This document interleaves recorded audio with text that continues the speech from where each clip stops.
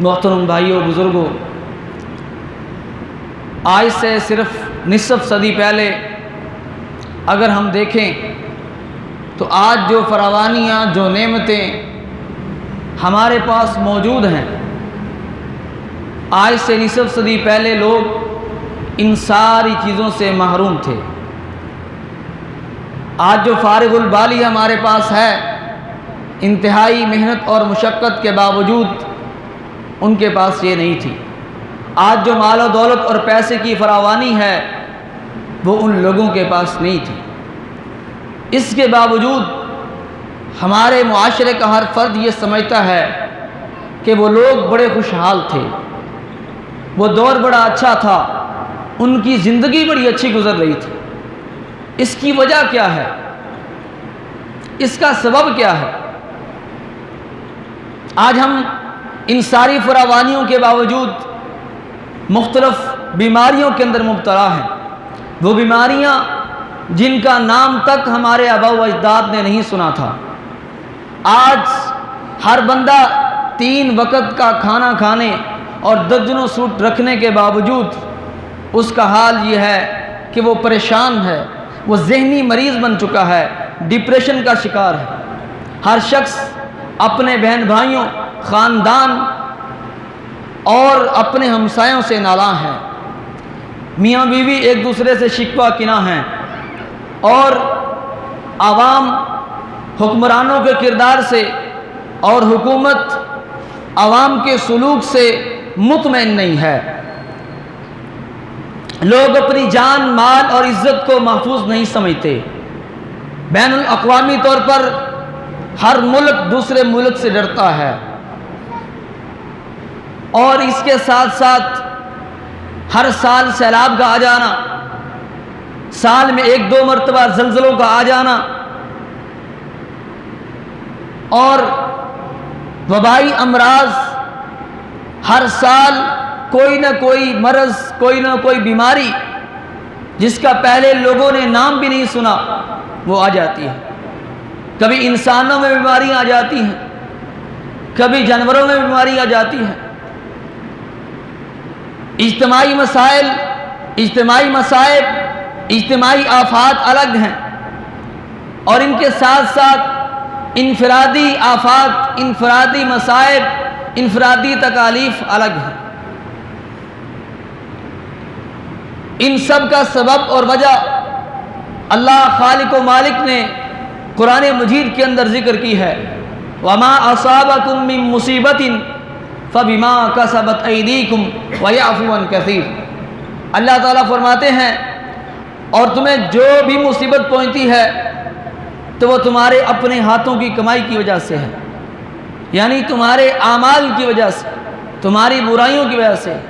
وَيَعْفُو عَن كَثِيرٍ، اور اللہ تعالیٰ بہت سے گناہوں کو معاف کر دیتا ہے۔ اللہ ہر گناہ پہ سزا نہیں دیتا۔ اگر اللہ ہر گناہ پہ لوگوں کو سزا دے تو پھر اس دنیا کے اوپر کوئی شخص زندہ باقی نہ رہے۔ یہ جو مصیبتیں، آزمائشیں، تکلیفیں ہم پر آتی ہیں، ان کا مقصد کیا ہے؟ یہ کیوں آتی ہیں؟ ان کا پہلا مقصد جو اللہ رب العزت نے قرآن مجید کے اندر ذکر کیا ہے وہ ہے اہل ایمان کی آزمائش، ان کے ایمان کو آزمانا، ان کی آزمائش کرنا۔ چنانچہ اللہ تعالیٰ فرماتے ہیں وَلَنَبْلُوَنَّكُمْ بِشَيْءٍ مِّنَ الْخَوْفِ وَالْجُوعِ وَنَقْصٍ مِّنَ الْأَمْوَالِ وَالْأَنفُسِ وَالثَّمَرَاتِ وَبَشِّرِ الصَّابِرِينَ۔ اور بلا شبہ یقیناً ہم ضرور تمہیں آزمائیں گے، کبھی خوف سے، کبھی بھوک سے، کبھی مال و دولت کی کمی سے، کبھی اولاد کے چھن جانے سے، اور صبر کرنے والوں کو خوشخبری دیجیے۔ یہ آزمائش کے لیے آتے ہیں، لوگوں کے ایمان کو آزمانے کے لیے، ان کے اسلام کی آزمائش کے لیے۔ لیکن ہمیں کیسے پتہ چلے گا یہ جو مصیبت اور آفت ہم پر آئی ہے یہ اللہ کی طرف سے ہمارا امتحان تھا، آزمائش تھی، یا یہ اللہ کی طرف سے ہمارے گناہوں کی سزا تھی؟ اس حوالے سے بعض سلف صالحین سے پوچھا گیا تو انہوں نے کہا کہ اگر آپ پر آنے والی آزمائش، آپ پر آنے والی مصیبت اور آفت، وہ تکلیف، اس کے بعد آپ کے اندر صبر آ جائے، آپ کے اندر شکر پیدا ہو جائے، آپ کا اللہ سے تعلق اور رشتہ مضبوط ہو جائے اور آپ نیکیوں کی طرف آپ میں رغبت آ جائے، نیکیوں کی طرف رجحان بڑھ جائے، تو سمجھ لیں کہ وہ اللہ کی طرف سے آزمائش تھی۔ اور اگر ایسا نہ ہو، آپ کا اللہ سے تعلق مضبوط نہ ہو، آپ کے اندر شکر اور صبر نہ آئے اور آپ کی نیکیوں کی طرف رغبت نہ بڑھے، تو پھر سمجھ لیجئے کہ وہ اللہ کی طرف سے سزا اور عذاب تھا۔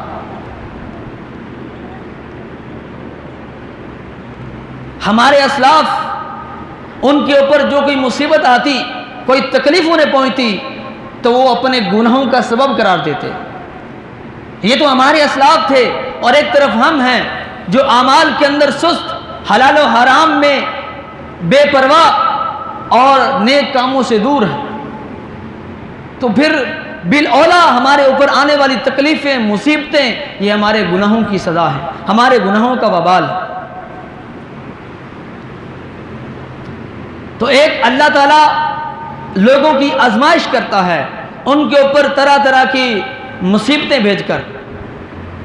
اگر ہم انبیاء کی زندگی کو دیکھیں تو انبیاء علیہم السلام کے اوپر بھی آزمائشیں آئی ہیں، بڑے کڑے اور سخت امتحانات آئے ہیں، اور یہ اللہ کی ناراضگی کا،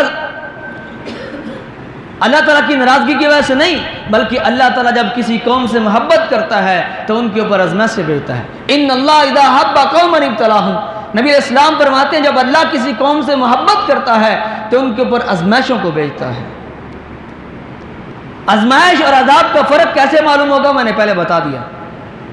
حضرت نوح علیہ السلام کو دیکھیے، 950 سال قوم کی بغاوت اور نافرمانی، ان کے ساتھ انہیں آزمایا گیا۔ ابراہیم علیہ السلام قوم سمیت وقت کے حکمران اور بادشاہ کا ظلم و ستم انہیں سہنا پڑا۔ یونس علیہ السلام کو مچھلی کے پیٹ میں جانا پڑا، اور اسی طرح ہمارے نبی علیہ السلام کو کبھی شیب ابی طالب میں نظر بندی کے ایام کو کاٹنا پڑا، اور کبھی طائف کے اندر آپ کو پتھر کھانے پڑے۔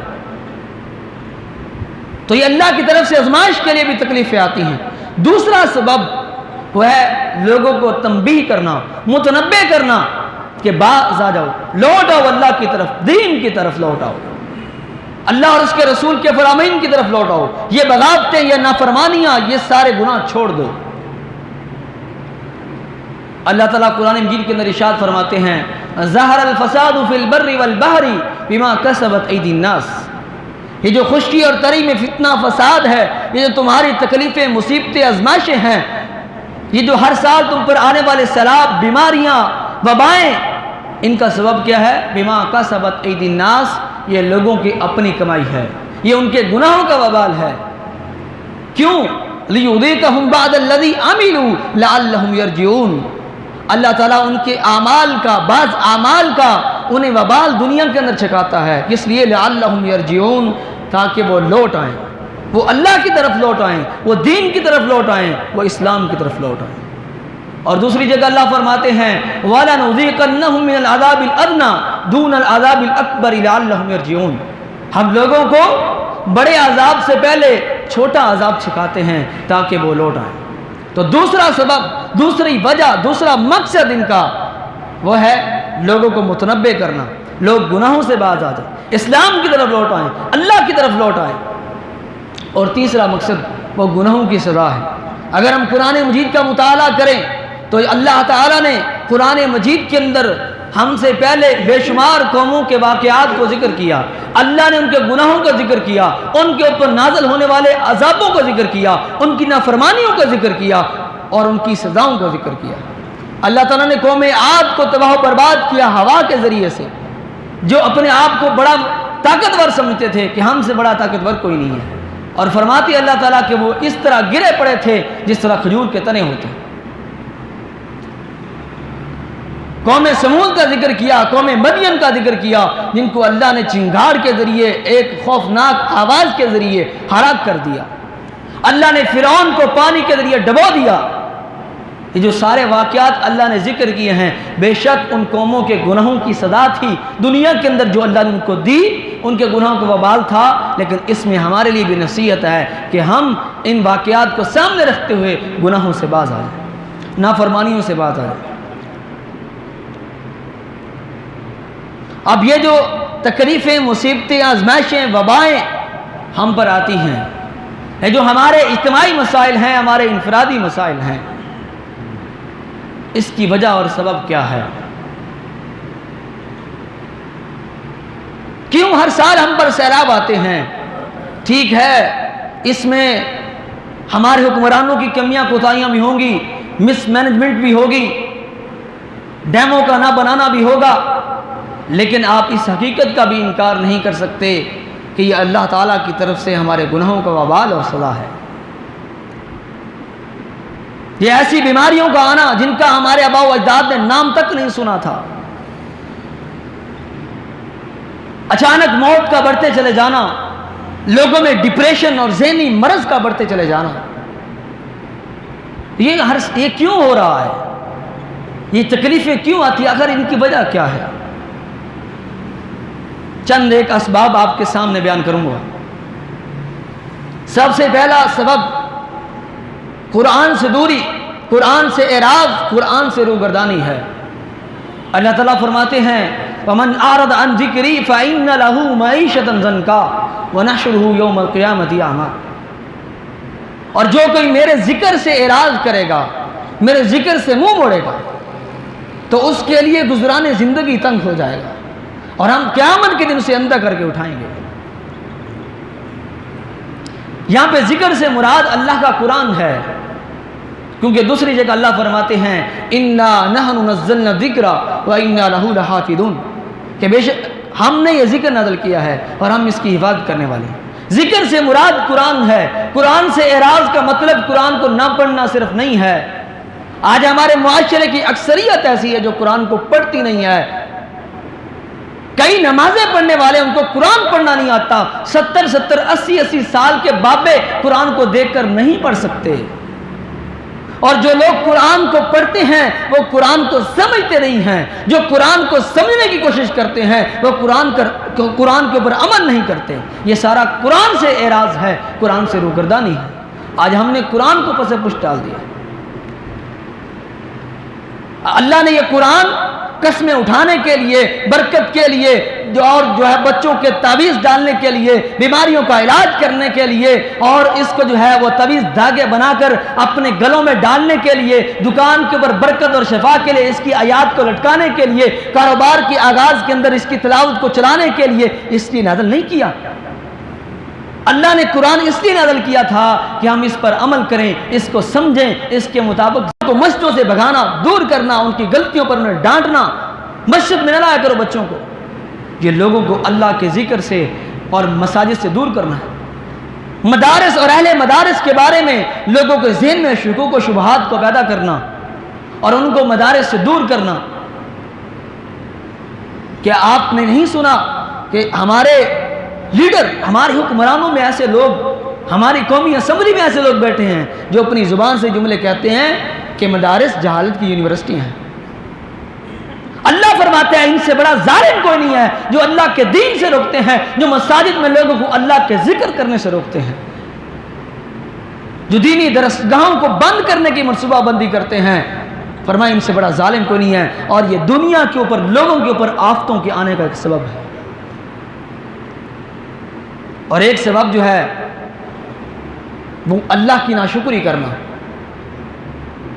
اللہ تعالیٰ کی طرف سے ملنے والی نعمتوں کے اوپر اس کا شکر ادا نہ کرنا، اللہ کی ناشکری کرنا، شکوے شکایات کرنا۔ اللہ تعالیٰ نے قرآن مجید کے اندر ایک بستی کی مثال بیان کی ہے، وَضَرَبَ اللَّهُ مَثَلًا قَرْيَةً كَانَتْ آمِنَةً مُطْمَئِنَّةً يَأْتِيهَا رِزْقُهَا رَغَدًا مِنْ كُلِّ مَكَانٍ فَكَفَرَتْ بِأَنْعُمِ اللَّهِ فَأَذَاقَهَا اللَّهُ لِبَاسَ الْجُوعِ وَالْخَوْفِ۔ اللہ فرماتے ہیں کہ اللہ نے ایک بستی کی مثال بیان کی ہے، کانت آمنۃ مطمئنہ، جس بستی کے رہنے والے بڑی مطمئن زندگی گزار رہے تھے، بڑی پرسکون زندگی گزار رہے تھے۔ پھر کیا ہوا؟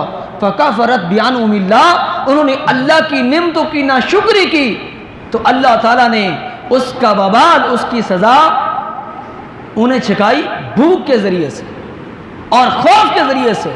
اللہ نے ان کا امن چھین لیا، ان کا اطمینان چھین لیا اور ان کے اوپر خوف کو مسلط کر دیا۔ لَإِن شَكَرْتُمْ لَأَزِيدَنَّكُمْ، اگر تم میرا شکر کرو گے میں تمہیں زیادہ دوں گا۔ وَلَئِن كَفَرْتُمْ إِنَّ عَذَابِي لَشَدِيدٌ، اگر میری ناشکری کرو گے تو میری سزا بڑی سخت ہے۔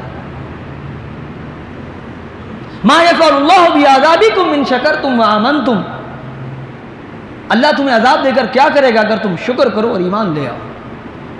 اور آج ہم میں ناشکری عام ہے، آج ہماری قوم ناشکری ہے۔ اللہ کی طرف سے اتنی فراوانیاں ہیں، اتنی وسعتیں ہیں، اتنی کشادگیاں ہیں، روپے پیسہ موجود ہے، سال کی غذا اسٹور ہے، سب کچھ موجود ہے، اس کے باوجود ناشکری ہے۔ یہ ہے مصیبتوں تکلیفوں کے آنے کا ایک سبب اللہ کی ناشکری کرنا، اور ایک سبب ہے اپنی اصلاح نہ کرنا۔ اپنی اصلاح نہ کرنا یہ ایک سبب ہے اللہ کی طرف سے تکلیفوں کے آنے کا، مصیبتوں کے آنے کا، عذابوں کے آنے کا۔ ذَلِكَ بِأَنَّ اللَّهَ لَمْ يَكُ مُغَيِّرًا نِعْمَةً أَنْعَمَهَا عَلَىٰ قَوْمٍ حَتَّىٰ يُغَيِّرُوا مَا بِأَنفُسِهِمْ، اللہ تعالیٰ جو کسی قوم پر کوئی نعمت کرتا ہے اللہ تعالیٰ اس کو بدلتا نہیں ہے جب تک کہ وہ اپنے آپ نہ بدل دیں اس کو۔ اللہ تعالیٰ کی طرف سے کسی قوم کے اوپر کوئی عذاب آتا ہے تو جب تک وہ اپنی اصلاح نہیں کرتے وہ چلتا نہیں ہے۔ آج ہم اپنے معاشرے کو دیکھ لیں، اپنے آپ کو دیکھ لیں، اپنے ارد گرد رہنے والے لوگوں کو دیکھ لیں، ہر بندے کی انگلی دوسرے کی طرف ہے۔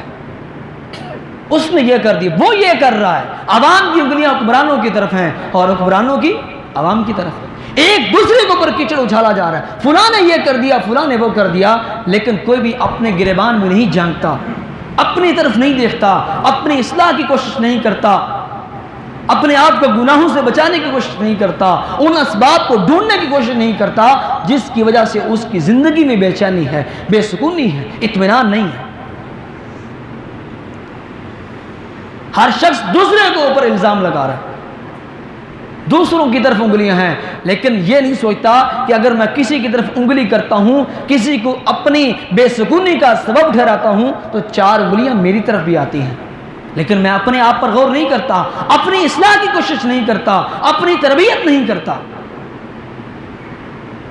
یہ ایک سبب ہے ہم پر آفتوں مصیبتوں کے آنے کا۔ اسی طرح ایک سبب تکبر ہے۔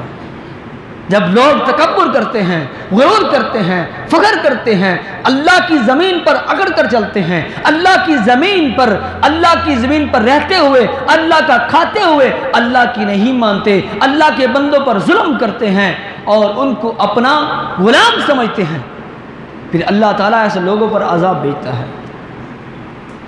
اللہ تعالیٰ قرآن مجید کے اندر فرماتے ہیں وَإِذَا أَرَدْنَا أَن نُهْلِكَ قَرْيَةً أَمَرْنَا مُتْرَفِيهَا فَفَسَقُوا فِيهَا، جب ہم کسی بستی کو ہلاک کرنا چاہتے ہیں تو ہم ان کو نیکی کا حکم دیتے ہیں اور وہ کیا کرتے ہیں؟ فَفَسَقُوا فِيهَا، وہ اس میں نافرمانی کرتے ہیں، وہ تکبر کرتے ہیں۔ اللہ اور اس کے رسول کے حکم کو نہ ماننا یہ تکبر ہے۔ الکبر بطر الحق، حق کو جھٹلا دینا یہ تکبر ہے۔ اور اللہ تعالیٰ فرماتے ہیں جب کوئی قوم تکبر کرتی ہے تو ہم اس کے اوپر عذاب کو نازل کرتے ہیں۔ فَدَمَّرْنَاهَا تَدْمِيرًا، ہم اس کو صفحہ ہستی سے مٹا دیتے ہیں، ہم اس قوم کو ختم کر دیتے ہیں۔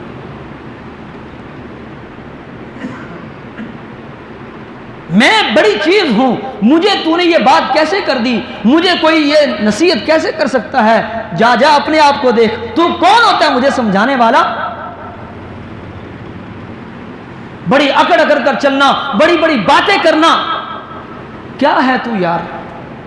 کچھ نہیں ہے۔ یہ دنیا کی کوئی حقیقت نہیں ہے، یہ سب دھوکہ ہے، فراڈ ہے، یہ جھوٹی شہرتیں، یہ جھوٹی عزتیں ہیں، ان میں کوئی حقیقت نہیں ہے۔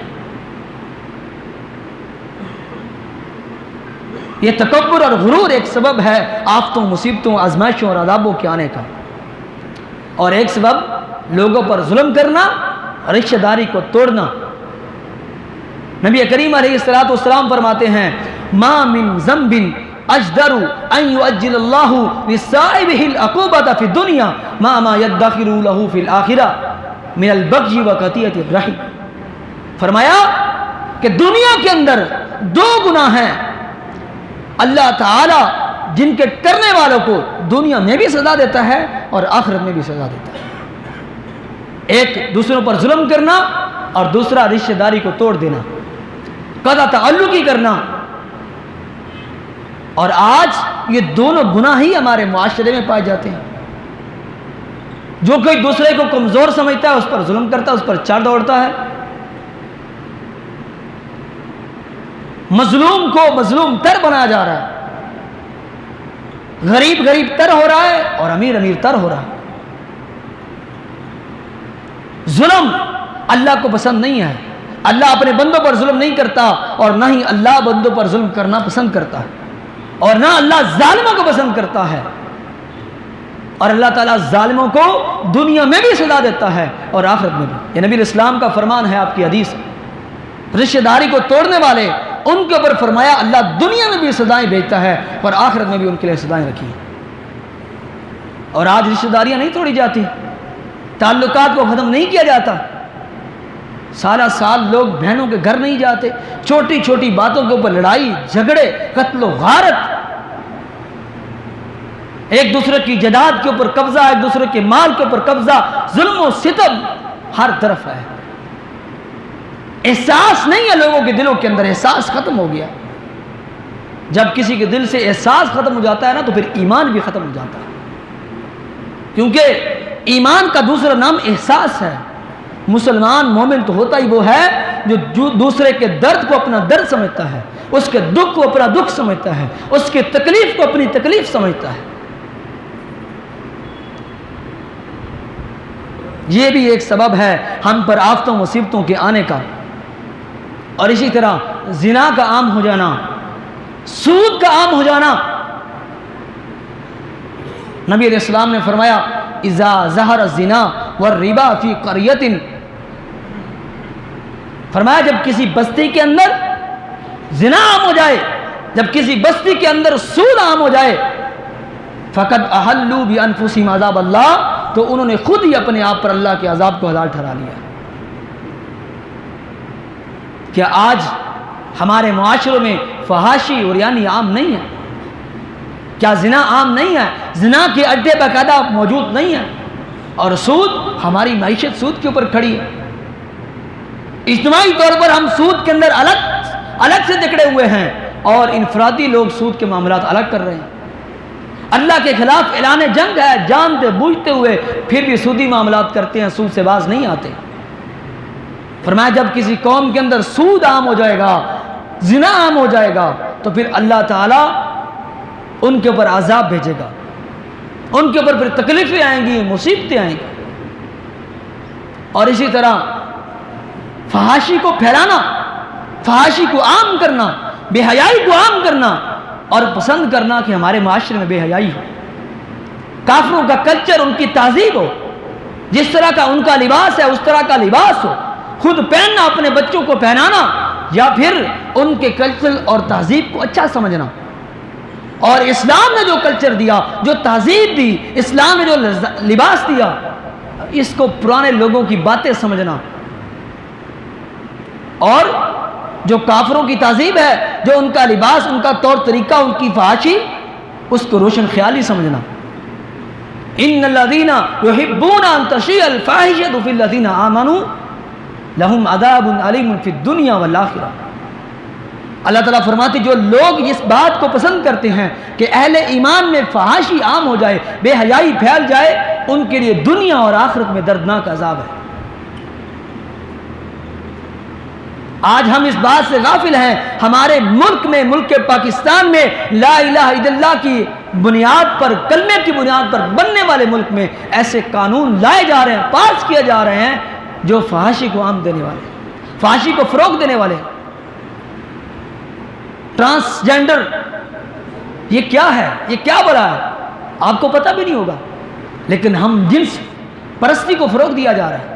اور یہ اس کے تحفظ کے لیے قانون 2018 میں آپ کے پاکستان میں پاس ہو چکا ہے۔ کیا ہے یہ؟ ایک بندہ کہتا ہے کہ میں اپنی جنس پر رضامند نہیں ہوں، میں عورت بننا چاہتا ہوں، عدالت کے اندر اس کو اختیار ہے کہ وہ اپنی جنس کو بدل سکتا ہے۔ ایک عورت ہے وہ کہتی میں مرد بننا چاہتی ہوں، میں اپنی جنس پر رضامند نہیں ہوں، تو اس کو اختیار ہے وہ بدل سکتی ہے۔ یہ یورپین کنٹریز کے اندر یہ موجود ہے نظام، اور اس گندے قانون کو 2018 کے اندر آپ کی قومی اسمبلی کے اندر بیٹھے ہوئے آپ کے امیدواروں نے، ان کو آپ نے بھیجا ہے، سینٹ کے اندر اس بل کو پاس کیا گیا، اور 30,000 کے قریب یہ کیس آ چکے ہیں، لیکن آپ کو پتہ نہیں ہے۔ اس کے خلاف آواز اٹھانی چاہیے۔ یہ فحاشی کو فروغ نہیں دیا جا رہا تھا، اور کیا ہے؟ اللہ کے عذاب پہلے کم ہے ہم پر جو یہ کام کیا جا رہا ہے۔ ہر کمپنی اپنی پروڈکٹ کی مشہوری کے لیے نیم برہنہ عورت کی تصاویر لگاتی ہے، ہر چوک چوراہے کے اوپر بڑا بینر لگایا جاتا ہے، بڑا پینر فلیکس لگا ہوا ہے، بڑے بڑے بورڈ لگے ہوئے ہیں، ان کے اوپر عورتوں کی تصاویری آوازیں ہیں۔ یہ فحاشی نہیں تو اور کیا ہے؟ نبی علیہ السلام نے فرمایا لم تظہر الفاحشۃ فی قوم قط حتی یعلنوا بها الا فشا فیہم الطاعون والاوجاع التي لم تکن مضت فی اسلافہم الذین مضوا۔ نبی علیہ السلام نے فرمایا جب کسی قوم کے اندر فحاشی عام ہو جائے گی تو پھر اللہ کی طرف سے طاعون آئے گا، ایسی ایسی بیماریاں آئیں گی جو ان کے آباء و اجداد نے جن کا نام بھی نہیں سنا۔ وَلَمْ يَنْقُصُوا الْمِكْيَالَ وَالْمِيزَانَ إِلَّا أُخِذُوا بِالسِّنِينِ وَشِدَّةِ الْمَعُونَةِ وَجَوْرِ السُّلْطَانِ عَلَيْهِمْ۔ فرمایا جب لوگ ماپ تول میں کمی کریں گے تو پھر ان کے اوپر قحط سالی آئیں گی، پھر محنت مشقت بڑھ جائے گی، اور حکمرانوں کا ظلم و ستم ہوگا، ظالم حکمرانوں پر مسلط ہوں گے۔ وَلَمْ يَمْنَعُوا زَكَاةَ أَمْوَالِهِمْ إِلَّا مُنِعُوا الْقَطْرَ مِنَ السَّمَاءِ۔ فرمایا لوگ زکوٰۃ نہیں دیں گے، اللہ آسمان سے بارشوں کا نزول بند کر دے گا۔ وَلَوْلَا الْبَهَائِمُ لَمْ يُمْطَرُوا، اور اگر یہ چھپائے نہ ہوتے تو انسانوں کے کرتوت اس طرح کے ہیں اللہ بارش برساتا ہی نہ۔ اللہ اکبر کبیرہ۔ وَلَمْ يَنْقُضُوا عَهْدَ اللَّهِ وَعَهْدَ رَسُولِهِ إِلَّا صَلَّتَ اللَّهُ عَلَيْهِمْ عَدُوًّا مِّنْ غَيْرِهِمْ فَأَخَذُوا بَعْضَ مَا فِي أَيْدِيهِمْ۔ نبی علیہ السلام نے فرمایا جب لوگ اللہ اور اس کے رسول کی عہد کو توڑیں گے، اللہ اور اس کے رسول کے ساتھ کیے گئے وعدوں کو توڑیں گے، تو پھر کیا ہوگا؟ فرمایا اللہ ان کے اوپر دشمنوں کو مسلط کر دے گا، وہ ان کے پاس جو کچھ بھی ہے چھین کر لے جائیں گے۔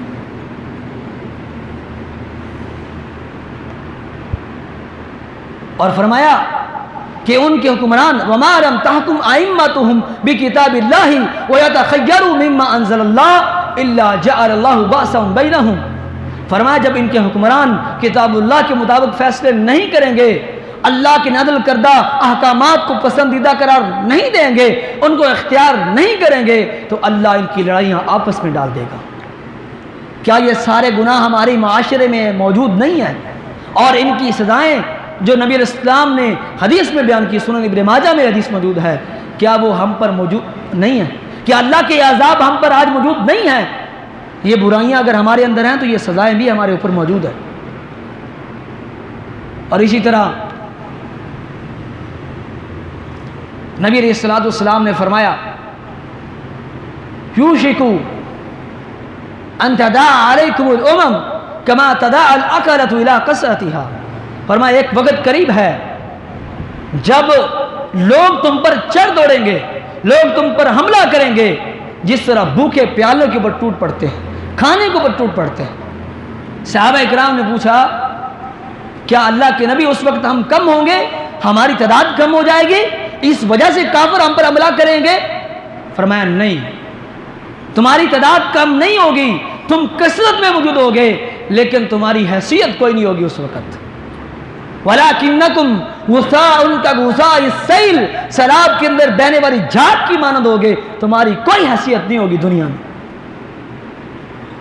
اللہ کافروں کے دلوں سے تمہارے رعب کو ختم کر دے گا۔ وَلَا يَقْذِفَنَّ اللَّهُ فِي قُلُوبِكُمُ الْوَهْنَ، اللہ تمہارے دلوں میں وہن پیدا کر دے گا۔ صحابہ کرام نے پوچھا وَالْوَهْنُ یا رسول اللہ، اللہ کے نبی وہن کیا ہے؟ فرمایا حب الدنیا و کراہیت الموت، دنیا کی محبت اور موت کی نفرت۔